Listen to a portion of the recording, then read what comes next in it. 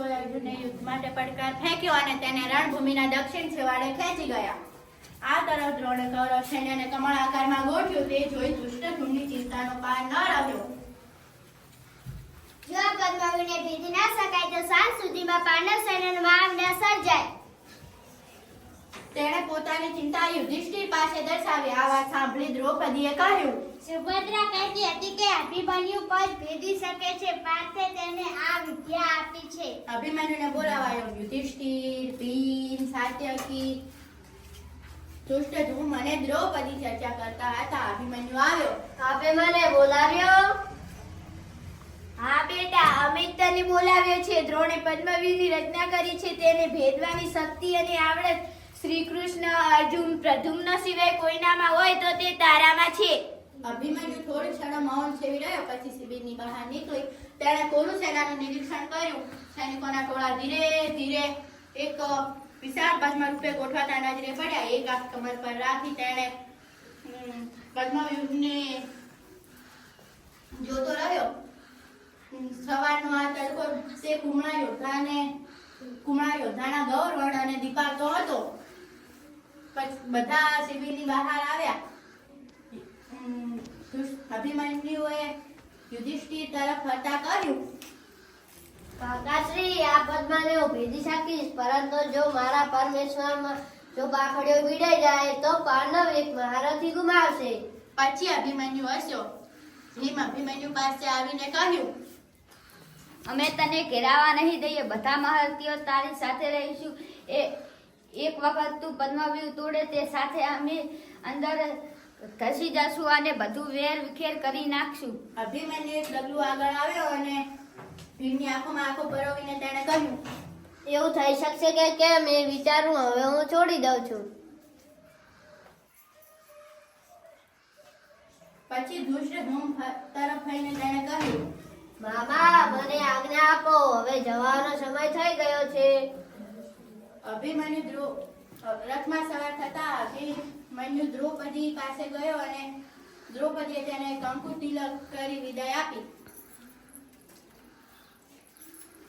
અભિમન્યુ રથમાં સવાર થયો કે સારથીએ તેને કહ્યું, કુમાર દ્રોણને હું જાણું છું તે નિયમો વિરુદ્ધ યુદ્ધ કરશે. આપે આપના પિતાશ્રીની આજ્ઞા લીધી હોત તો સારું હતું. મેં મારી મોટી માના આશીર્વાદ લઈ લીધા છે. અભિમન્યુ રથના આગલા ભાગે નવી પોતાના સારથીની પીઠ થબડાવતા બોલ્યો, સુમિત્ર, કદાચ હું મારી મોટી માના ચરણોમાં વંદન કરવા પાછો ન ફરું તો પરંતુ હવે વિચારવાનો સમય નથી. અર્જુન અને સુભદ્રાનો પુત્ર છું, શ્રી કૃષ્ણનો ભાણેજ છું અને ઉત્તરાનો પતિ છું. ભય પાવાનું શીખ્યો જ નથી. એક જ રથ વડે સીધો જ પદ્મના 8 ભાગ ન કરી નાખું તો હું સુભદ્રાનો પુત્ર નહીં. અભિમન્યુના રથની લાગોલાગ સાત્યકી, ભીમ, યુધિષ્ઠિર, સહદેવ, નકુલ અને કૈકેયી બંધુ અને ધૃષ્ટકેતુના રથ અતિ વેગપૂર્વક રણભૂમિ તરફ દોડ્યા. ટોળા પર ઊભી રહીને દ્રૌપદી આ કુમાર અભિમન્યુને જતો જોઈ રહી.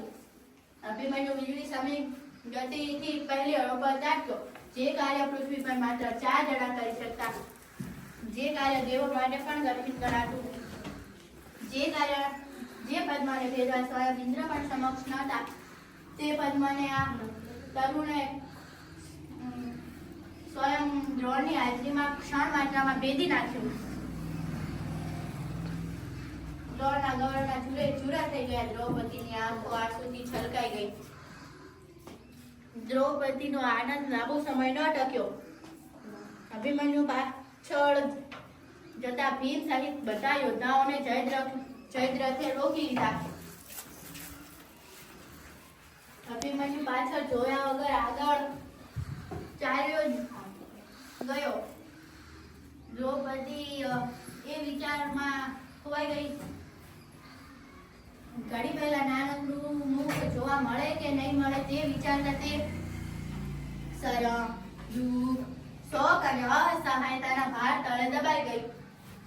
સમુદ્રનું મોજું જેમ ચીસા ટાપુ ફરી વળે તેમ અભિમન્યુ પણ તળો પર છવાતો ચાલ્યો.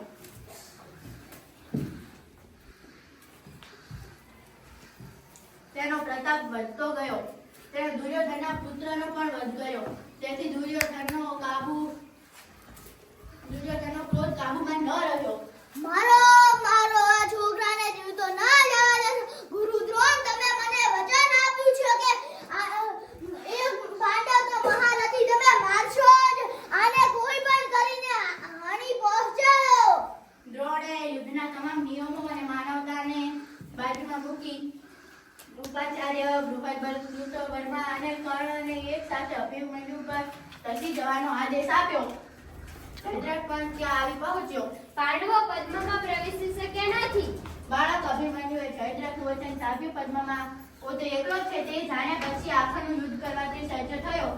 ઘડીભર યુદ્ધ થંભી ગયું. ભૂખ્યા ઝડપના ટોળા વચ્ચે ઘાયલ અને અશક્ત વાઘ એકાદ ઝડપને અડી નાખે માર કરવા તૈયાર થાય. અભિમન્યુએ એક પછી એક 6 મહારથીઓ પર દ્રષ્ટિ કરી અંતિમ યુદ્ધ માટે શસ્ત્રો ઉઠાવ્યા, પરંતુ 6 મહારથીઓએ એક સાથે હુમલો કરી તેને શસ્ત્રવિહીન અને રથવિહીન કરી નાખ્યો. નિશસ્ત્ર બાળકને ભૂમિ પર પાડી તેનો વધ કર્યો. દુર્યોધને ઉત્સાહમાં આવી શંખનાદ કર્યો.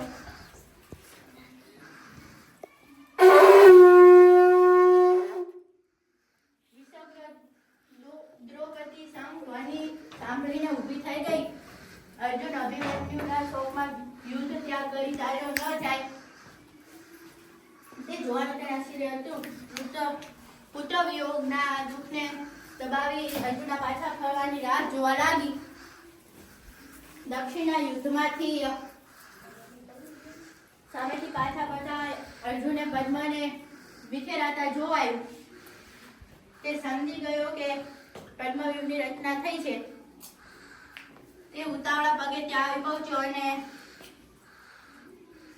બધા પાંડવો વચ્ચે તેને ન જોતા તે સમજી ગયો કે અભિમન્યુ ક્યાં છે. યુધિષ્ઠિર મોટા અવાજે રડી પડ્યા.